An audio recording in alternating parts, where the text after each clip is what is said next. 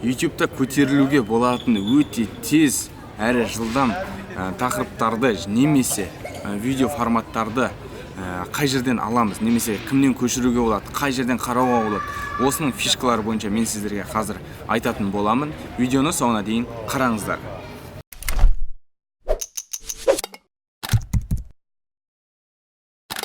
YouTube'да ең көп қойылатын сұрақ қандай канал ашсам болады, немесе қандай канал ашып тез көтерілсем болады. Яғни 1000 подписчикке жеткім келеді, 10 мыңға, 100 мыңға деген сияқты. Менің ең жиі айтатын осы кеңестерімнің бірі, мүмкін естігенде шығарсыздар. Канал ашатын болсаңыздар, өздеріңіздің ішіңіздегі, немесе өзіңіздің біліміңізді, талантыңызды, қабілетіңізді YouTube-қа видео форматында шығарып, сол арқылы контент жасау. Енді сол контентті қалай жасау керек? Әрдайым тақырыпты қай жерден іздесек болады? Ең өтетін тақырыптар қайда? Деген сұраққа мен жауап беремін. Яғни ең бірінші қолданыңыздар бұл тренды YouTube. Яғни сіз YouTube-қа кірген кезде главный страница, тренды, подписки, уведомления келіп шығып тұрады. Соның ішінде трендіға кіреңізде Қазақстан бойынша трендті қараңыз. Яғни қандай видеолар трендте тұр, қандай видеолар ең жиі қаралып жатыр. Трендке шығатын видеолардың негізгі қасиеті ол видеоның сапасы, контенті өте сапалы, әрі оны барлық адамдар бір уақытта іздеген. Сол арқылы сондай форматты жиі қарайтын болып тұр. Яғни халыққа ол өтеді, яғни үйреншіксіз емес. Яғни сіз егер бөлек жаңа форматтағы видеоны түсіретін болсаңыздар, онда сіз халықпен, көрерменмен байланыса алмай қалуыңыз мүмкін. Сондықтан сізге тренді YouTube-қа кіріп, бүткіл видеоларды қарап, бас жағында қандай тұр, немесе соңғы жағында барлығын зерттеп, өзіңіздің тақырыпқа сәйкес келетін, немесе сіздің тақырыптағы ұқсас видеоларда зерттеңіз. Сол арқылы бір өзіңіздің белгілі бір форматыңыз шығады, немесе жаңағы бір көзқарас қалыптасады, қалай түсіруге деген. Сол бірінші кеңесті өте дұрыс пайдалану керек. Екінші кеңесім ол тренды Google. Яғни Google Тренд деген сайт бар. Сол жерге кіресіз. Және де өзіңіздің әрдайым қолданатын тақырыптарға сәйкес сөзді жазасыз, бір кілттік сөз жазып жібересіз. Және де соған сәйкес мемлекетті таңдауға болады. Мысалы, Қазақстан торт пісіру деген сияқты сөз жазасыз.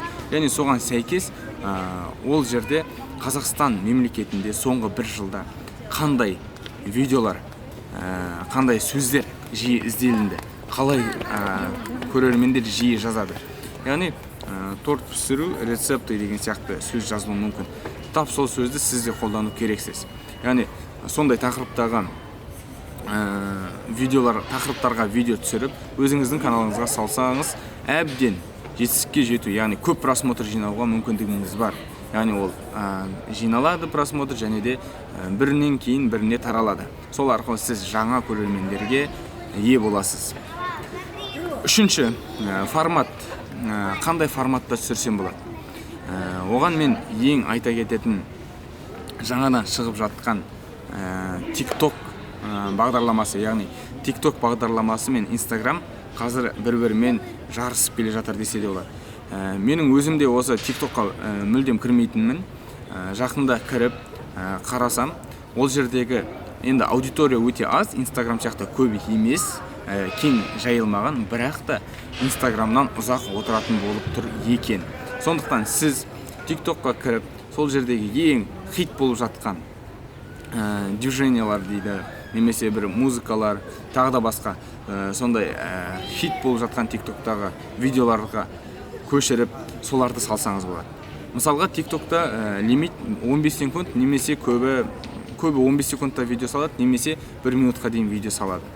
15 секундтық видеолар арқылы ұзақ видеоларды YouTube-қа алып келсеңіз, ешкім сізге ұрсып, қуып, балағаттап жатқан жоқ. Сондықтан TikToktан да контент ұрлауға болады. Яғни сіз TikTokқа кіріп, жаңа айтқандай мықты видеоларды өтіп жатқан, ең көп қаралым жинап жатқан видеоларға видео түсірсеңіз, ол әлде қайда жоғары жаңағыдай сападағы формат болып табылып, халықтың жаңағыдай сүйіспеншілігіне ие болады деген сөз. Сондықтан осы үш кеңесті толығымен пайдаланыңыз. өзіңіз зерттеп көріңіз, өзіңіздің тақырыбыңызға сәйкес видеоларды түсіріңіз. Бірінен кейін түсірілген видеолардың барлығы бір-біріне ұқсамайтын, яғни бірінен бірі өткен видеолар болуы керек. Осымен осы айтылған 3 видео кеңесім ұнаса, онда комментарийға лайк немесе плюс деген батырманы жазып кетіңіз. Мен сіздерден кері байланысты күтемін. Саламатта болыңыздар.